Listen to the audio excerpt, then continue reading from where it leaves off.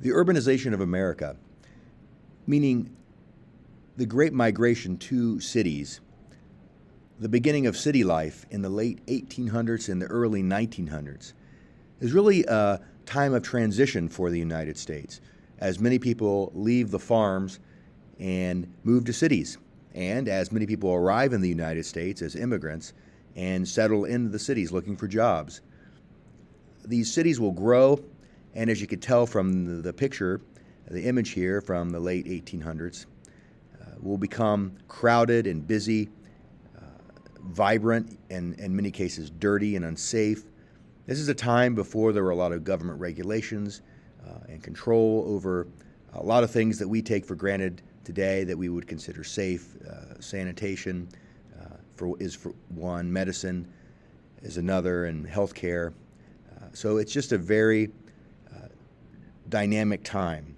There were a lot of good things that were happening and a lot of bad things that were happening in these cities. Cities like New York and Boston, Philadelphia, Chicago, San Francisco. These cities were booming with a lot of new immigrants and a lot of new people moving to the cities looking for work as factories were just roaring to life and a lot of new industries, but there were a lot of dangers. So over the next few minutes, we're going to dig a little deeper into city life at the turn of the century. So if we just looked at some of the newest data that's come out based on the 2020 census, these are the 20 largest cities in America today. And it might not surprise you, right, that New York and Los Angeles, Chicago are 1, 2, and 3. But maybe some of the other cities on the list might surprise you. Some of them are exciting cities that get a lot of attention quite often, but some of them maybe aren't always on your radar. For example, Columbus, Ohio is the 14th largest city in the nation, approaching 1 million people inside the actual city of Columbus. That's not counting the suburbs. And so Columbus is now larger than Indianapolis, larger than San Francisco, larger than Denver. And if you're thinking of a big city and it's not on this list, well, that means that Columbus is larger than that. And so is Austin, or so is Oklahoma City. So there are several large cities, right, Atlanta, Miami, St. Louis. These cities might seem bigger to us in terms of just they get a lot of attention. Boston, for example, but they are smaller in terms of numbers. And this chart also shows you the growth and the change over the last 10 years. So it's just something to think about when we really dig into this idea of how cities have changed and grown. Now, of course, many of these cities didn't even exist really as large cities back in the early 1900s. But if you look at this kind of a map of some of the larger cities across the United States today, or even some smaller cities. So remember, when we define large city, it kind of depends on what state you're in. When you look at these cities, when we try to imagine what life would be like in them today, it would be very different today than it would have been, say, 100, 125 years ago. Well, first of all, 125 years ago, there wouldn't be many people living in the desert area of Arizona, New Mexico, or even in the Rocky Mountain region. Those states would fill in later on, especially with the advent of air conditioning and figuring out how to get water to the desert. But these cities, especially the ones that are very common to us, that we can think of, major cities, are going to really start to grow when people start moving to them away from farms. It's really going to be what's going to make city life possible is advancements in farming. When technology and inventions in the area of agriculture make it so that there's not as many people needed on the farm, tractors, combines, fertilizers, and modern innovations in terms of seeds and planting and all of that, harvesting, will make it so that we can produce a great deal more of food that people aren't really tied to the land. They can go to a city, work in a factory, and know that there will be food that they can eat. They don't have to grow their own food. There's a farmer somewhere else growing the food that they're going to eat. I mean, that's probably most likely the existence that you live. That's the existence that I live, right? I depend on a farmer somewhere else to grow the food. That farmer specializes in growing the food. I do something else. I trust that the farmer will, somewhere in America or in the world, will produce the food that I need. I'll go to a supermarket and it will be there. So companies like John Deere or International Harvester will make tractors and plows and planting machines and harvesting machines that will produce more wheat, more corn, more potatoes, more everything that will give us more food. The more food will feed people who live in the cities. So that will allow these cities to really grow. People living in New York City will not need to worry about growing their own food. They will be able to work in a factory and be able to buy the food at a market. Immigrants coming in, they will be able to stay in the city, not have to go look to buy land and grow their own food. They can work in a factory, live in a little tiny apartment, and just know that they'll be able to buy the food. Now, there is a trade-off on this. When you work on a farm, you're most likely going to be eating fresh food, whether we're talking meat or fresh fruit or vegetables. That was probably your diet. But to live in the city, let's say in 1900 or 1910, most likely you're going to be eating food that we would not find very appealing today. For one, there's a lack of refrigeration. Electricity is around, but it's not in most people's homes. And so in order to keep things cold, you would have to have big chunks of ice delivered, and you would put that ice into what would be an ice box.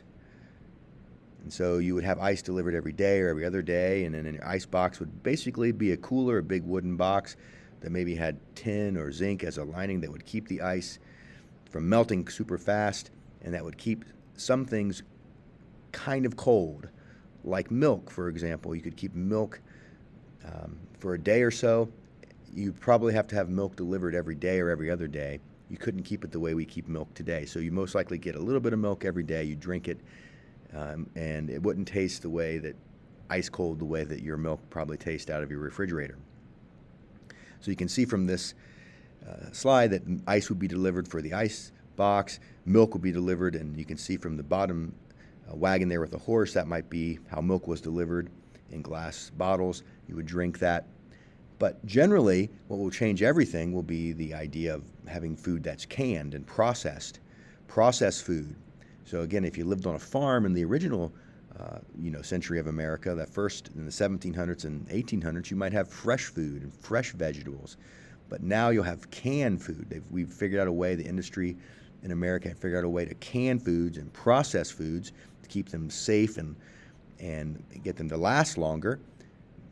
But it kind of comes at a cost of taste, and there are some other issues as well. So you have canned foods and processed foods.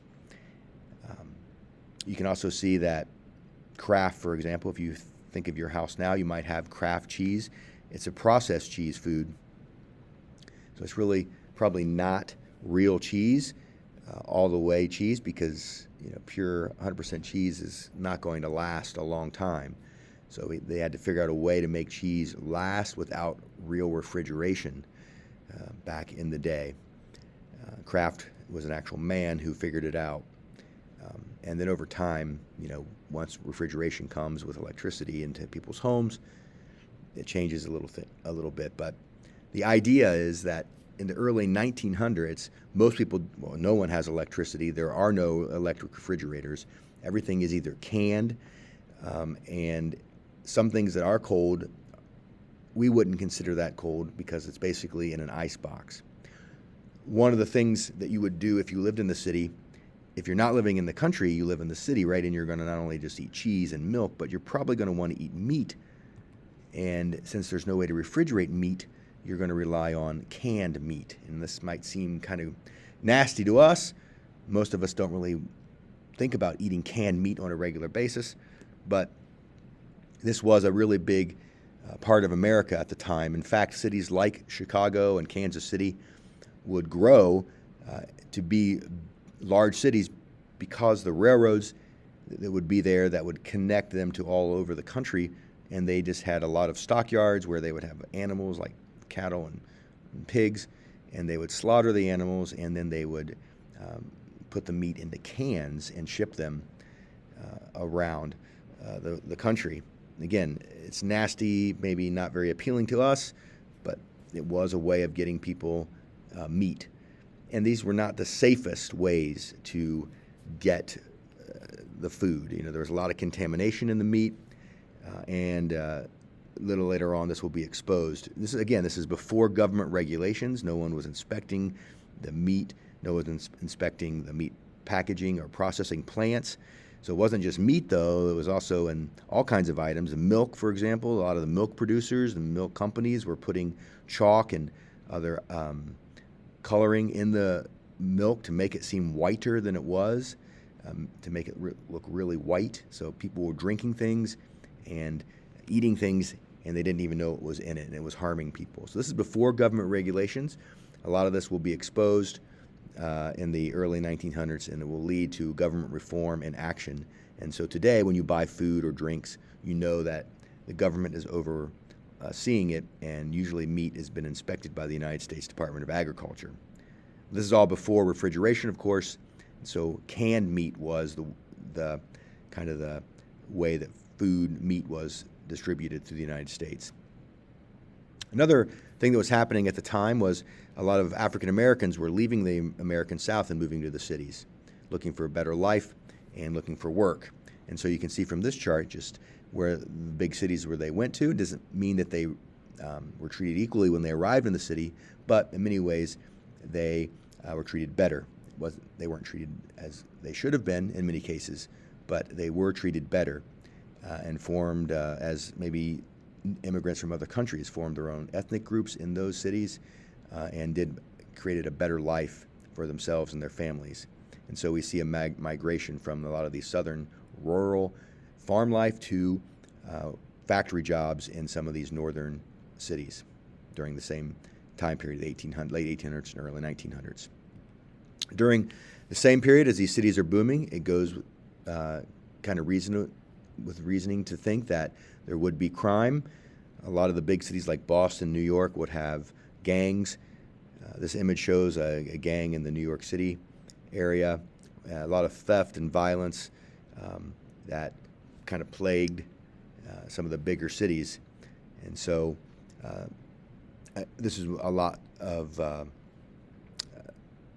the crime that took place in some of these large cities was before law enforcement was kind of up to speed. One of the biggest problems in these large cities like New York or Boston or Chicago would be when the poor arrived, either from other countries or from other parts of the United States. They lived in squalor, and we would refer to this as tenements, these apartment buildings that are poor and run down, that you just lived on top of each other in, multiple families in one room, not necessarily one apartment, but in actually literally one room. You could have 3 to 4 families in a room with, very little running water, no sanitation. This is a breeding ground for disease. There's no government regulation here. This is before the government would step in and say, we need to have a fire escape or we need to have a sprinkler system. There's often a ton of sickness in these tenements because of the lack of understanding, really, of germ theory by the common people at the time, of washing hands with soap and water, the general filth that everyone lived in. There was no running water. What do you do when you have to go to the bathroom? People didn't understand. Sometimes they would just, maybe use the bathroom in a bucket or things and then throw the bucket in the street, or maybe use the bucket inside and just leave it in there and it would get on people. And so we had a widespread sickness in these tenements and in big cities. Whooping cough, diphtheria, and measles, which could make children sick. Tuberculosis, diarrhea would also make people sick, and you could die from that. You can just tell from some of these images from the turn of the century this how bad things were. But people were willing to do it because they wanted a better life for themselves. And they didn't quite understand yet about how cleanliness and germ theory worked. Like, we know how to wash our hands to kill bacteria and viruses. We understand more than they did. And this was a time when the government was not involved. Like, there was no way for the people to get government assistance. There was no government assistance at this time. It's hard for us to imagine a world where the government didn't provide food or look over the food you ate or provide money if you were poor. This was a time when government was hands off. So if you were poor and you lived in a tenement in America at the time in one of these big cities like New York or Boston or Chicago, you really could only rely on yourself or perhaps your friends or neighbors, or maybe one of the charity groups like the Salvation Army, which is a church-based group, or the YMCA, which stands for the Young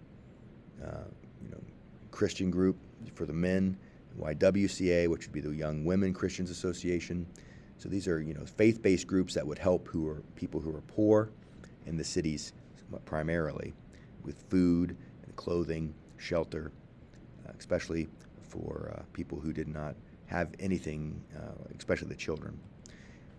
Jane Addams is famous for taking a concept that was started in Britain, bringing it to the United States, which would be the whole house, which is basically a building where you could go to get food and shelter and maybe some stimulation in terms of the arts, books. It was just a place, a community center in your neighborhood. It was very popular in Chicago, and you can kind of see the picture of it there in the bottom right. There's Jane Addams. And it's so popular even today that Google, you can see there in the upper left, did one of their Google art on the main page of Google to show the whole house, spelling out the word Google. One last point about cities at the turn of the century in the early 1900s. It really is not only, it's not just bad stuff. There's a lot of interesting, great things happening. We're getting, because of the invention of steel and the abundance of steel and the invention of the elevator, we're able to invent skyscrapers that go up. So now we can make cities go up, not just out. So the Woolworth Building in New York City is 55 stories tall. So that's our first real skyscraper in New York City. We get Central Park in New York City. We're getting trolley cars, which will move people around in cities. This is before automobiles really. So you still have horses and carriages, but now you're getting trolleys. The Brooklyn Bridge is finished in 1883, so that's really a modern marvel of engineering. And Boston is the first city to really develop an underground train system called a subway. So cities are really coming alive in the early 1900s. There were a lot of problems, of course, with crime and sanitation and disease, but the progress nonetheless.